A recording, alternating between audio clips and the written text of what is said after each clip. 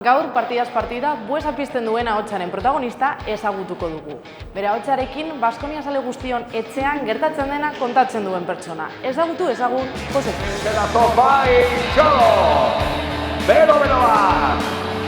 Endesalirako, bentamargarren jardunaldiak, haupa motilak! Orain, Joseperekin gaude, zaran zaude.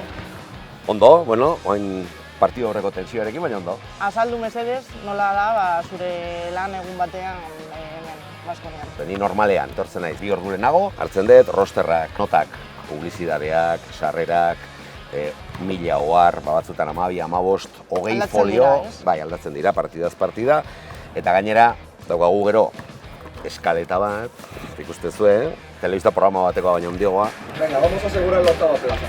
Empezamos con una mención de mesa. Me mandas por escrito y me dices, Josefe, ya lo tienes. Bueno, eskaleta dago, evidentemente, 7 minutu falta dienean, partida aurkeztu behar da, -6, rosterra egin behar da, -1 egiten dugu palmeoa. Baina gero, jate baterako, lehenengo txartean daukagu neskak dantza egiten. Derrepente Baskonia dijo 15-etik altzen, eta gainera epaileekin jendea haserre dago. Baldatu behar dugu eta musika jarri edo beste anuntzio bat sartu edo, eta hori niri kaskotatik esaten diate. Zergatik, zatik, partida gauza bizi bat da. Eta zu nahizta pentsatu gauzak, gero bestera bateak gertatzen dira.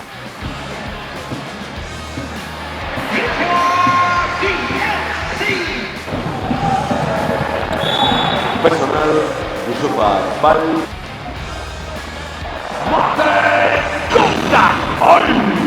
Lanaren helburua da, espektakuloa hobetzea nolabait. Ez, jendeak girotu eta bar. Bueno, errexena da disfrutatzea eta partidua taldeak oso ondo jokatzen duenean, buesarena piztea.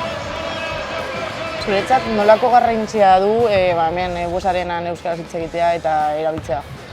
Hombre, netzako oso garrantzitsua da. Ze, segurazki, euskaldun bat ezpalego, dana erderaz egingo zan. Eta, bueno, nik ustez gure hizkuntza babestea eta sustatzea importantea dela.